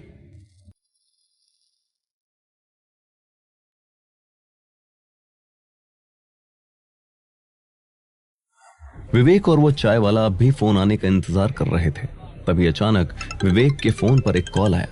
हाँ अरबिंदो, आप कहां पर हैं सर? यहाँ सारा इंतजाम हो चुका है। उनसे थोड़ी देर इंतजार करने के लिए कहो, मैं आता हूँ बस। विवेक ने फोन काट दिया और उसने ध्यान दिया कि इस बीच वो चाय वाला उसे बड़ी उम्मीद से देख रहा था। मेरी बोट तो मुझे वापस मिल जाएगी ना? विवेक ने कोई जवाब नहीं दिया और इधर उधर देखने लगा। तभी एक बार फिर फोन बजा, लेकिन ये विवेक का नहीं बल्कि उस चाय वाले का फोन था। हाँ दादा, बोलो। तुमने जैसा कहा था उसके हिसाब से तो यहाँ ऐसा कोई नहीं मिला जो फल वगैरह बेचता हो, लेकिन कुछ लोग ये बात कर रहे थे कि इस तरह एक बोट आने वाली है जिसमें कई सारे संतरे होंगे। विवेक ने अपनी कलाई की तरफ इशारा करके उस चाय वाले को कुछ समझाने की कोशिश की। वो बोट के आने की टाइमिंग जानना चाहता था। तो कब आ रही है बोट? आज रात ही। ये खबर पक्की है? बिल्कुल पक्की है, लेकिन हुआ क्या? कुछ नहीं दादा, बस आप किसी से कुछ बोलिएगा मत। इसके बाद उस चाय वाले ने फोन रख दिया और विवेक की तरफ देखकर मुस्कुराने लगा। लीजिए साहब, आपका काम तो मैंने कर दिया, अब मेरी बारी। विवेक अब काफी एक्साइटेड नजर आ रहा था। वो जल्द से जल्द अब हेडक्वार्टर बिल्डिंग के अंदर जाने की सोचने लगा। ठीक है, तुम अपना फोन नंबर मुझे दे दो, मैं देखता हूँ। उस चाय वाले ने कागज पर अपना फोन नंबर लिखा और उसे विवेक को थमा दिया। विवेक ने उसे अपने वॉलेट के अंदर रख लिया। अच्छा, अब मैं चलता हूँ। इसके बाद विवेक सीधा बिल्डिंग की तरफ गया और जाकर सीधा कर्नल वशिष्ठ और अरबिंदो के पास पहुंचा। हमें तो लगा आज आप बाहर गिर जाएंगे। अब बताइए आगे क्या करना है? एक बड़ी लीड हाथ लगी है। मुझे लगता है कि वो बोट आज रात ही यहाँ पहुंचने वाली है। ये तो लोकल पुलिस की इन्फॉर्मेशन से भी बड़ी लीड है। कैसी इन्फॉर्मेशन? लोकल पुलिस ने इन्फॉर्म किया है कि जो आदमी उस नंबर को इस्तेमाल कर रहा था उसने वो आईडी अपने ही पड़ोस से चुराई थी। उसका पता चल गया है, लेकिन वो अभी फरार चल रहा है। ये तो सॉलिड लीड है। और क्या पता है उस आदमी के बारे में? उसके कुछ ठिकानों का पता चला है। पुलिस का प्लान वहां पर रेड मारने का है। ठीक है, तो अरबिंदो तुम यहीं पर रुक जाओ और लोकल पुलिस के साथ मिलकर इस केस पर ध्यान दो। हो सकता है कि हम इससे उनके मास्टरमाइंड्स या बांग्लादेश में मौजूद साथियों तक पहुंच सके। मुझे अकेले ही बॉर्डर पर जाना होगा। लेकिन सर आप अकेले? नहीं, वहां बीएसएफ के लोग होंगे, तुम मेरी फिक्र मत करो। इसके बाद विवेक को बीएसएफ के हेलीपैड तक ले जाया गया, जहां एक ग्रीन हेलीकॉप्टर पहले से उसका इंतजार कर रहा था। विवेक को यहां से बॉर्डर तक पहुंचने में करीब 2 घंटे का वक्त लगा और तब तक हर जगह अंधेरा छाने लगा। विवेक जैसे ही वहां पहुंचा, एक सीनियर बीएसएफ ऑफिसर अपने कुछ सिपाहियों के साथ उसके पास आए। हेलो, मैं कैप्टन शर्मा हूं। आपकी देखभाल की रिस्पॉन्सिबिलिटी मेरी ही है। हेलो कैप्टन, यहाँ सभी तैयारियां हो चुकी हैं? बिल्कुल, आप हमारे साथ चलिए, आपको सीधा चेक पोस्ट की तरफ ले चलते हैं। अब विवेक के लिए एक सिपाही ने गाड़ी की अगली सीट खाली कर दी और विवेक जाकर गाड़ी में बैठ गया। पूरे रास्ते कैप्टन शर्मा उसे अलग अलग जगहों पर बीएसएफ की चेक पोस्ट दिखाता रहा, जहां पर बहुत से जवान तैनात थे। इसके अलावा कुछ जवान ऐसे भी थे जो सीधे तौर पर सामने नहीं आ रहे थे और चेक पोस्ट के पास के पेड़ों पर छिपे थे, ताकि कोई भी अचानक से वहां हमला न कर सके। इसके बाद विवेक की गाड़ी एक चेक पोस्ट पर आकर रुक गई। अब यहाँ से बस 1 किलोमीटर पर बांग्लादेश की सरहद शुरू हो जाती है। ये पूरा बॉर्डर अपनी ज्योग्राफी के कारण बहुत ही कॉम्प्लिकेटेड इलाका है, इसलिए इसकी सिक्योरिटी भी उतनी ही मुश्किल है। विवेक अब उस चेक पोस्ट के सिक्योरिटी अरेंजमेंट को देखने लगा। हमें रात में भी पूरी तरह अलर्ट रहना होगा, हम कोई भी गलती नहीं कर सकते। आप फिक्र मत करिए सर, वो लोग आज हमसे नहीं बच सकते हैं। विवेक अब भी सिपाहियों की तैयारी चेक करने में लगा था। तभी उसके मन में कुछ ख्याल आया। उसने कैप्टन शर्मा को अपनी ओर आने का इशारा किया। क्या बात है? ये चेक पोस्ट कितने सालों से एस्टेब्लिश्ड है? करीब 30 साल से ज्यादा हो गए हैं। इतने सालों से लगातार हमारी कोई ना कोई यूनिट यहाँ पर तैनात रहती है। यही तो सारी गड़बड़ है। विवेक का बयान कैप्टन शर्मा को ऐसा महसूस हुआ कि शायद उन्होंने कुछ गलत सुन लिया। सॉरी सर, क्या कहा आपने?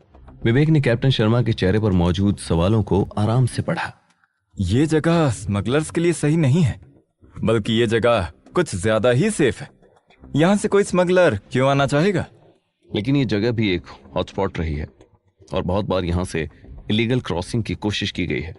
वो छोटे मोटे मामले रहे होंगे, लेकिन अगर वो टेररिस्ट सचमुच आरडीएक्स लेकर यहाँ आ रहे हैं तो वो इस रास्ते को अवॉइड करना चाहेंगे, फिर चाहे वो कितने ही कॉन्फिडेंट क्यों ना हो। विवेक ने एक अंडरकवर एजेंट के तौर पर कई देशों में वक्त बिताया था और कई बार किसी देश से भागने या फिर उसके अंदर घुसने के लिए उसने भी इस तरह बॉर्डर क्रॉस किए थे। इस वजह से वो स्मगलर्स के दिमाग को अच्छी तरह समझता था। तो क्या किया जाए सर? कोई ऐसी जगह तो होगी जहां पर आप लोग कम जाते हो, लेकिन वहां से भी बॉर्डर क्रॉस करने का रास्ता हो। ऐसी जगह तो सिर्फ कुछ दलदल से भरे इलाके हैं, लेकिन वहां जाना खतरनाक हो सकता है, और खासकर रात के वक्त जब कोई लाइट भी नहीं है। वो जगह अनप्रिडिक्टेबल होती हैं, इसलिए हम भी वहां नहीं जाते। तब तो वो स्मगलर्स वहीं से आए होंगे, हमें अभी वहां जाना होगा। ठीक है, मैं कुछ जवानों को आपके साथ चलने के लिए कहता हूँ, फिर साथ में चलेंगे।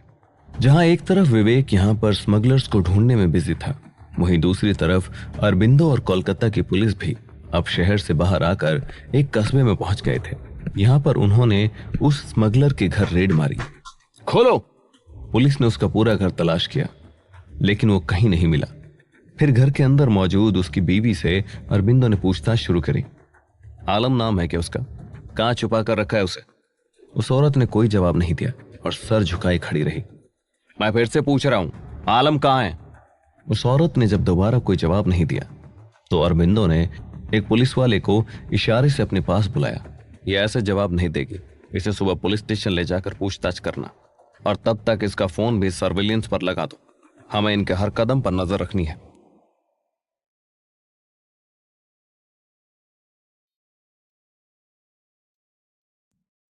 विवेक और कैप्टन शर्मा दो जवानों के साथ एक जंगली रास्ते से गुजर रहे थे। रास्ता न सिर्फ मुश्किल था, बल्कि कीचड़ से भरा भी था। विवेक ने घड़ी में वक्त देखा तो उस वक्त रात के 1 बज रहे थे। उसे अब उस चाय वाले की बातें याद आने लगी। उस चाय वाले ने कहा था कि वो लोग बीएसएफ की नजरों से बचने के लिए हमेशा रात के 2 या 3 बजे के बीच में बॉर्डर क्रॉस करते हैं। हमारे पास उन तक पहुंचने के लिए अब बस 1 ही घंटा बचा है। और कितना आगे जाना होगा? बस कुछ देर और, हम 15 मिनट में वहां पहुंच जाएंगे। उन दोनों के आगे टॉर्च लेकर 2 जवान भी चल रहे थे। इस वक्त उन्हें स्मगलर्स का नहीं, बल्कि जंगली जानवरों और सांपों का डर सता रहा था, लेकिन उन्होंने अपना ये डर चेहरे पर नहीं आने दिया। कुछ दूर चलने के बाद आखिरकार वो जगह आ गई जहां कैप्टन शर्मा विवेक को लेकर आना चाहते थे। विवेक ने आसपास एक नजर घुमाई तो उसे समझ आ गया कि आखिर बीएसएफ इस जगह क्यों नहीं आती थी। उस रास्ते में जमीन नहीं, बल्कि छाती तक पहुंचने वाला पानी था, जिसके अंदर पेड़ों की जड़ें मौजूद थी। सर, यही वो जगह है। यहाँ से भी बॉर्डर पार किया जा सकता है। हालांकि यहाँ सामान डूब जाने या फंस जाने का खतरा रहता है, इसलिए इस रास्ते से ज्यादा स्मगलर्स नहीं आते। हमें यहीं से नजर रखनी होगी। सब लोग छुप कर अपनी अपनी पोजीशंस ले लो और तब तक कोई बाहर नहीं आएगा जब तक मैं ना कहूं। हमें उन सभी को जिंदा पकड़ना है और भागने का कोई मौका नहीं देना है। वो लोग अगले 1 घंटे तक बिना कोई आवाज किए वहीं खड़े रहे। तभी विवेक ने देखा कि एक तेज रोशनी पानी की तरफ बढ़ रही थी। ये रोशनी एक टॉर्च से आ रही थी, जिसे अपने हाथ में लेकर एक आदमी उस पानी में उतरा हुआ था। जल्द ही ऐसे कुछ और लोग भी वहां जमा होने लग गए। सभी के हाथ में टॉर्च थी और वो इस रोशनी की मदद से उनकी तरफ आने वाली बोट्स को गाइड कर रहे थे। विवेक को उनका प्लान समझ आने लगा था। काफी स्मार्ट तरीका निकाला है इन्होंने, लेकिन इन सभी बोट्स में RDX वाली बोट को कैसे पहचानेंगे? उसने देखा कि वहां आने वाली बोट्स लकड़ी की नॉर्मल बोट्स ही थी, लेकिन कई बोट्स ऐसी थी जिनके ऊपर पॉलीथीन का कवर चढ़ा हुआ था, वरना उनकी हालत ऐसी थी कि वो डूब चुकी होती। कुछ बोट्स किनारे पर पहुंची और वो स्मगलर्स अपने अपने साथियों के साथ सामान अनलोड करने लगे। विवेक को इतनी दूर से नजर नहीं आ रहा था कि बोट्स में क्या था। उधर BSF वाले भी इस वक्त अलग परेशानी में थे। उनके सामने ही क्रॉस बॉर्डर स्मगलिंग हो रही थी, लेकिन वो कुछ नहीं कर पा रहे थे क्योंकि इससे विवेक का मिशन खराब हो सकता था। विवेक ने उन्हें अपने पीछे जाने का इशारा किया और फिर धीरे धीरे आगे बढ़ने लगा। बिना कोई आवाज किए आगे बढ़ना होगा। पहले पता चल जाए कि इन बोट्स में क्या क्या लाया जा रहा है। विवेक और BSF वाले अब उन बोट्स के और करीब पहुंच चुके थे। सभी ने पेड़ों के ऊपर पोजीशंस ले ली थी। जो सामान उतारा जा रहा था उसमें जूते, लेदर और कपड़े दिख रहे थे। इसके अलावा अब हर 5 मिनट में लगातार बोट्स वहां पर पहुंच रही थी। सभी के ऊपर विवेक की नजर थी। कुछ देर वहां रुकने के बाद विवेक को सभी बोट्स एक जैसी ही दिखनी शुरू हो गई। हर बोट पर आने वाला सारा सामान कपड़े और प्लास्टिक से कवर्ड था, इसलिए किसी भी तरह से किसी एक बोट और दूसरी बोट के बीच में फर्क बताना मुश्किल हो रहा था। बहुत से लोग तो ऐसे भी थे जो अपनी बोट से पूरा सामान अनलोड करने के बाद जंगल से बाहर भी जा रहे थे। क्या हमें और वेट करना चाहिए सर? विवेक के पास कोई जवाब नहीं था। वो हिम्मत हार ही चुका था कि तभी अचानक उसे दूर पानी में एक जानी पहचानी सी बोट नजर आई। वो देखो, वो बोट यहाँ पर 2 बजे से खड़ी है लेकिन किनारे तक पहुंची नहीं है। मुझे लगता है यही हमारी बोट है। लेकिन आप इतना श्योर कैसे हैं? ध्यान से देखो, उनकी बोट पर 4 आदमी हैं। बाकी सभी लोगों की बोट्स पर 2 ही लोग थे। इसके अलावा वो बाकी सबके जाने का वेट भी कर रहे हैं। जब तक वो किनारे पर नहीं आते तब तक हम ऐसे ही उनका वेट करेंगे। जैसे ही सुबह के 3 बजे ज्यादातर बोट्स अनलोड की जा चुकी थी। विवेक और उसके साथी भी इस मौके का फायदा उठाकर अब उस जगह के और करीब पहुंच चुके थे। कुछ देर बाद वो आखिरी बोट भी उसके नजदीक आने लगी। अब विवेक उन चारों लोगों को अच्छे से देख पा रहा था। उसने देखा कि उन 4 में से 3 लोगों ने कंबल ओढ़े हुए थे और एक आदमी बोट चला रहा था। जब वो लोग किनारे के पास पहुंच गए तब उन्होंने अपने कंबल हटाए और विवेक ने देखा कि उसके पास 3 AK-47 गन्स भी थी। उनके पास गन्स भी हैं, इसलिए जो करना है ध्यान से करना होगा। BSF के लोगों ने ये एक्सपेक्ट नहीं किया था कि जिन स्मगलर्स को वो पकड़ने जा रहे थे उनके पास इस तरह के एडवांस्ड वेपन्स भी हो सकते थे। वो अब सिचुएशन को काबू से बाहर होते देख घबराने लगे। हमें कुछ भी करने से पहले बैकअप बुला लेना चाहिए। इन चारों का मुकाबला एक साथ करना मुश्किल होगा। ये सुनकर विवेक ने गुस्से से उस जवान की तरफ देखा। बैकअप का इंतजार करते रहे तो ये लोग निकल जाएंगे। वो जवान अब अपना सर झुकाकर नीचे देखने लगा, लेकिन कैप्टन शर्मा को लगा कि उन्हें ऐसे वक्त में अपने जवान का साथ देना चाहिए। ये सही कह रहा है, हमारे पास इनफ फोर्स नहीं है सर। वो बोट हमारे सामने है कैप्टन, हम इस मौके पर पीछे नहीं हट सकते।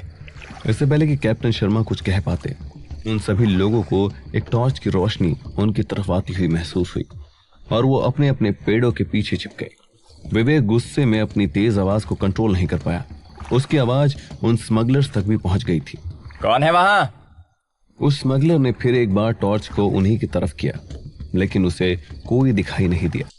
फिर उसने अपनी गन उठा ली और उसे लोड किया। मैं देख कर आता हूं, तुम लोग ये सब अनलोड करो, जल्द से जल्द यहां से निकलते हैं। बाकी के स्मगलर्स तेजी से बोट से अपना सामान निकालकर नीचे जमीन पर बिछाए हुए एक कपड़े पर रख रहे थे। उन्हीं से कुछ दूर 4 साइकिल्स भी खड़ी थी। विवेक और उसके साथियों की तलाश में अब वो स्मगलर भी उनकी तरफ टॉर्च और अपनी गन के साथ आगे बढ़ रहा था। बीएसएफ वालों के पास भी वही AK-47 गन थी जो उस स्मगलर के पास थी, और विवेक के पास बस अपनी रिवॉल्वर थी। सभी ने अपनी गन्स लोड कर ली और उस स्मगलर का इंतजार करने लगे।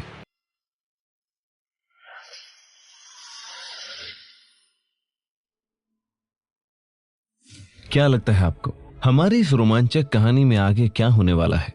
क्या हमारा हीरो अपना डेस्टिनेशन अचीव कर पाएगा या कर पाना होगा डिफिकल्ट?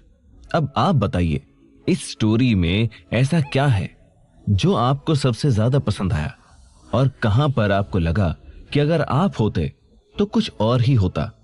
अपने दिल की बात और जबरदस्त सुझाव कमेंट्स में लिखिए। याद रखिए, सबसे शानदार सुझाव देने वाले श्रोता को मिलेगा एक खास इनाम। हमारे किसी आने वाले एपिसोड में आपका नाम या आपकी गर्लफ्रेंड बॉयफ्रेंड के नाम से ये एक नया किरदार। तो क्या आप तैयार हैं अपनी क्रिएटिविटी को उड़ान देने के लिए?